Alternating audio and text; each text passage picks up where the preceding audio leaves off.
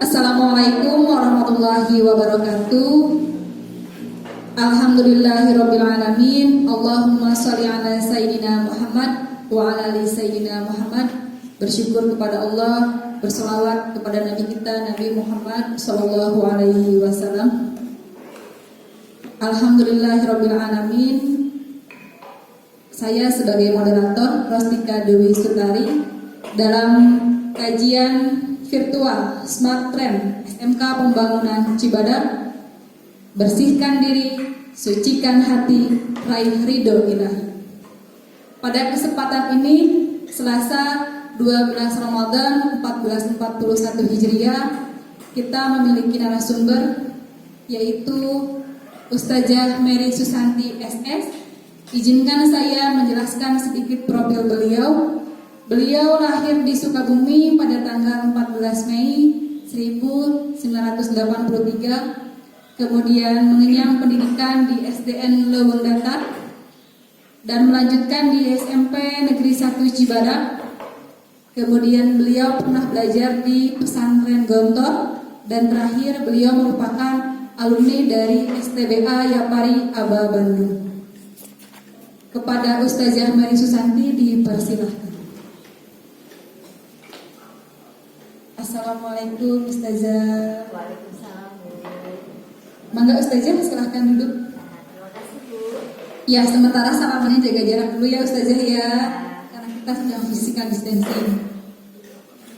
Siswa dan siswi SMK Pembangunan Cibadak, alhamdulillahirabbil alamin, kita masih diberikan rezeki umur yang panjang untuk melaksanakan ibadah pada bulan suci ini. Selain kewajiban kita juga diberikan kesempatan untuk melaksanakan sunnah-sunnahnya. Salah satunya adalah sunnah dalam membaca Al-Quran. Anak-anakku, alangkah baiknya agar kita lebih bersemangat dalam melaksanakan semua perintahnya. Kita harus mengetahui dulu apa keutamaan sunnah yang sedang kita kerjakan. Oleh karena itu, pada hari ini tema kajian kita adalah keutamaan dalam membaca Al-Quran di lingkungan lembaga pendidikan. Ustazah, sehat Ustazah?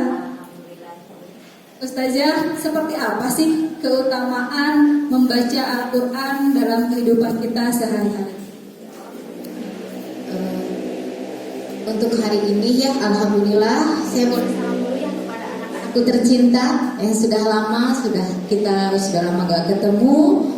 Semoga sehat semua ananda-anandaku, siswa-siswiku. Semoga semua dalam lindungan Allah. Ibu dan Bu Ika diberikan amanah untuk membahas tentang materi membaca Al-Quran dan pahalanya. Yang pertama yaitu memperoleh pahala yang berlipat ganda. Nabi bersabda dalam HR Bukhari bahwasanya Allah akan melipat gandakan orang-orang yang membaca Al-Quran. Yang selanjutnya derajatnya akan ditingkatkan oleh Allah ke maqam mahmudah, maqam atau tempat yang paling tinggi. Dan yang selanjutnya mendapat ketenangan batin. Di dalam surat Al-Isra ayat 82, Al-Quran adalah obat penyakit jiwa, obat segala macam penyakit. Bagi yang batinnya terus galau, bagi batinnya yang selalu gelisah, itu Al-Quran adalah obat yang paling bagus. Yang selanjutnya yaitu mendapat pertolongan Allah di hari kiamat nanti. Subhanallah, pertolongan Allah di hari kiamat itu akan datang kepada orang-orang yang selalu membaca Al-Quran. Dan ketika rumah ketika rumah dibacakan ayat suci Al-Quran, maka akan dihadiri oleh malaikat. Nah, itu adalah sebuah anugerah yang besar ya Bu ya. Keadaan rumahnya juga tenang, keadaan rumahnya juga bisa dikatakan jauh dari masalah dan jauh dari hiruk pikuk keduniawian seperti itu. Dan selanjutnya akan ditempatkan bersama malaikat di hari kiamat nanti. Itu subhanallah pertolongan Allah ya. Ketika di hari kiamat nanti tidak ada syafaat atau naungan selain naungan kita berbekal diri dengan membaca Al-Quran. Seperti itu Bu Ida. Masya Allah ya, begitu banyak keutamaan dalam membaca Al-Quran. Mudah-mudahan menjadi semangat kita untuk lebih meningkatkan kedekatan kita dengan Al-Quran. Bu Ustazah, nih biasanya anak yang rajin ngaji katanya suka pada pinter-pinter ya Bu Ustazah ya? Ya. Nah, bagaimana korelasinya antara kemampuan lembaga pendidikan, contohnya pesantren, mencetak anak-anak yang baik dalam bahasa Arab atau dalam bahasa Inggris dan bahasa asing lainnya, begitupun dalam berbisnis. Adakah korelasi antara kesuksesan itu dengan pembiasaan dalam membaca Al-Quran? Sudah pasti ya. Saya sekarang di sini ingin menerangkan atau memaparkan pengalaman saya waktu dulu di pesantren Gontor di Jawa Timur. Di sana kita digembleng untuk mengaji Al-Quran. Itu wajib mengaji Al-Quran dari mulai jam 3 subuh itu kita sudah bangun untuk sholat malam. Dan kita sudah mempersiapkan diri untuk menghafal Al-Quran atau daras ya, atau pelajaran-pelajaran yang lain. Itu juga menambah kemampuan atau mengasah kemampuan otak kita. Taruhlah misalkan kita jam 3 membaca Al-Quran, surat-surat qasirah, ayat-ayat pendek. Itu ketika dihafalkan jam 3 pagi, itu sampai hari ini saya masih mengingat seperti itu. Nah, itu korelasinya karena memang kalau di pesantren itu dia punya sistem. Siswa harus bangun jam sekian, waktunya menghafal jam sekian, itu sudah ditentukan. Selama kita di pesantren sudah ada waktunya. Jadi kita tidak bisa sembarangan, misalkan jam 12 waktunya sholat kita mengaji, tidak seperti itu. Akhirnya sampai hari ini alhamdulillah hafalan itu masih ada, yang masih terngiang di otak ketika jam 3 menghafalkan misalkan surat An-Naba itu masih bisa diingat, walaupun mungkin sudah beberapa tahun ke belakang tapi masih ingat seperti itu. Itu untuk kemampuan membaca Al-Quran ya. Dan tadi pertanyaannya itu untuk berbisnis juga ya? Di pesantren. Betul. Biasanya alumni pesantren memang dicetak untuk bisa berwirausaha ya, tidak hanya jadi pekerja tapi mungkin bisa menjadi manusia yang mandiri. Ya. Seperti apa?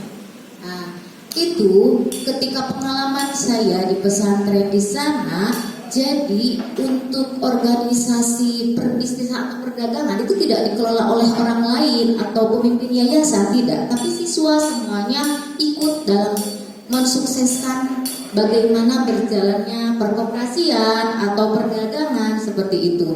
Walaupun dalam pengalaman yang nol, tapi kita dipaksa. Awalnya dipaksa jadi biasa dan akhirnya jadi bisa seperti itu. Hanya saja kuncinya satu, dasar-dasar dalam Al-Qur'annya juga harus dibawa. Yang pertama kita harus amanah.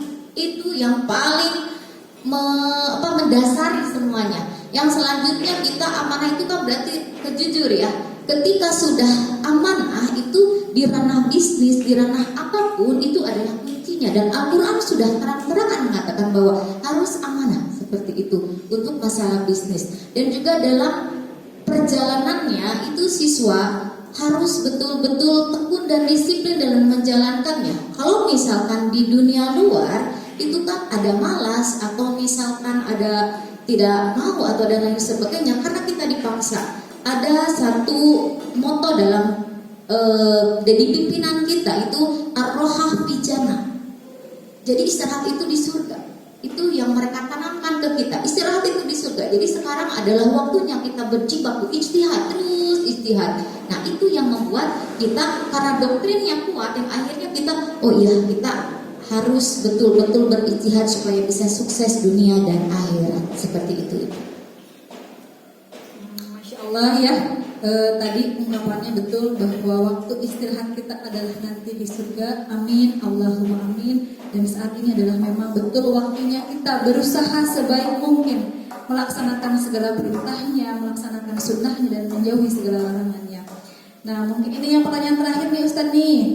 Bagaimana cara agar santri dapat memiliki kemampuan berdakwah dengan baik? Kan kalau tidak salah sebaik-baiknya ilmu adalah ilmu yang diamalkan, begitu Ustaz ya. Nah, mungkin Seperti apa sih mengamalkan ilmu dengan berdakwah? Seperti apa mengamalkan Al-Quran dengan cara berdakwah yang baik? Ini juga saya kembalikan lagi dengan pengalaman ya. Kalau pengalaman itu memang luar biasa, saya mengalaminya, akhirnya memang sampai hari ini juga saya merasakannya. Pengalaman itu ketika saya di sana, kita itu diwajibkan untuk mampu berdakwah seminggu itu 3 kali. Berdakwah dengan memakai bahasa Inggris, berdakwah dengan memakai bahasa Arab, dan berdakwah dengan menggunakan bahasa Inggris.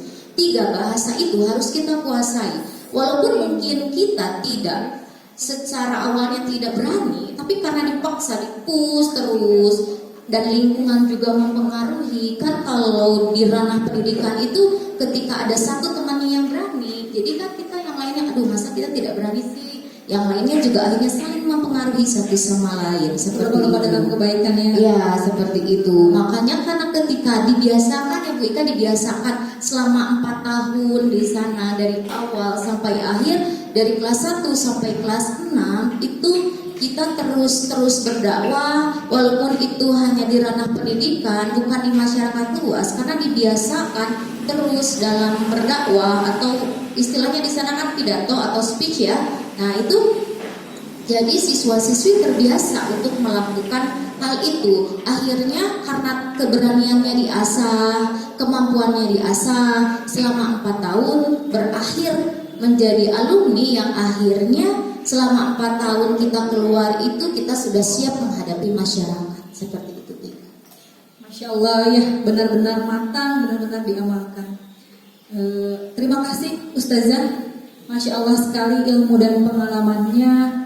Mudah-mudahan apa yang disampaikan oleh Ustazah Mary hari ini bisa menjadi salah satu kunci kesuksesan kita ke depan. Dan mudah-mudahan kegiatan kita, Ibu dan Mary hari ini merupakan menjadi sebagai catatan amal baik kita nanti. Begitupun anak-anakku yang menyimak hari ini. Ya, sedikit Ibu simpulkan pada hari ini adalah keutamaan membaca Al-Quran itu ada 6.